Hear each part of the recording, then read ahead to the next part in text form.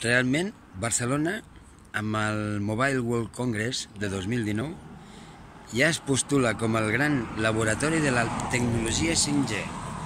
Logística, innovació, startup, sanitat, realitat immersiva, impacte social, educació, són alguns dels eixos que destaquen els mitjans de comunicació ja avui en el segon dia del Mobile Congress que s'està duent a terme en la ciutat comtal.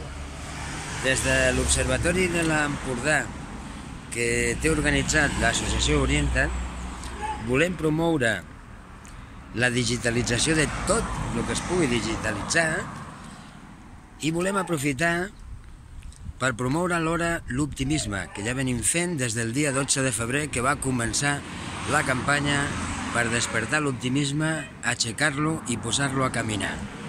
Tots plegats. Bé, doncs ara incorporem optimisme 5G. Un optimisme d'alta tecnologia.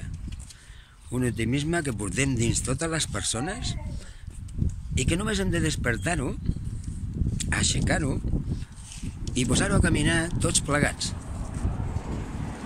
Doncs des d'aquí de l'Observatori de l'Associació animem a comerciants, propietaris de bars, restaurants i establiments de tot tipus, establiments de moda, sabates, complements, mascotes, botigues de sanitat, botigues de salut, perruqueries, centres d'estètica, a promoure l'optimisme 5G. Optimisme 100, digitalització 100. Orienta't a la digitalització 100.